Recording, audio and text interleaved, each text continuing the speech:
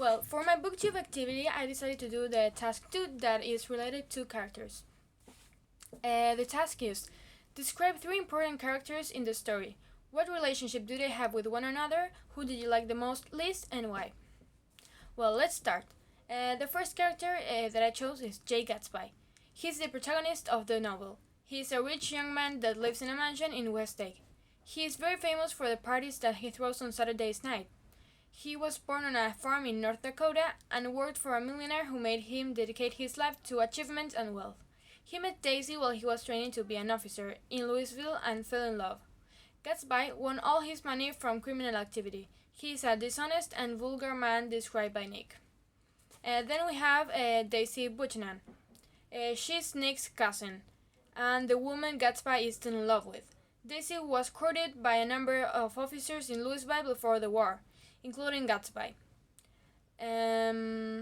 She fell in love with him and promised to wait for him, but she was in a deep need of to be loved.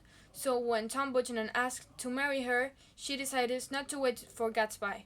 Daisy is very sardonic and somewhat cynical and behaves superficially, described by Nick.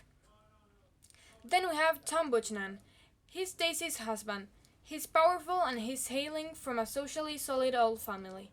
Tom is very arrogant, hypocrite, and his social attitudes are laced with racism and sexism. He does not care about the people around him, especially Daisy, since he is having an affair with Myrtis. Jay Gatsby is in love with Daisy, and Tom suspects that they are having an affair and does not want Daisy to be around him.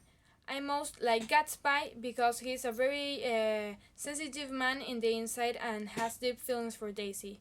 I least liked Tom because he is cheating on Daisy and he's very arrogant and a bad person. Well, that's all.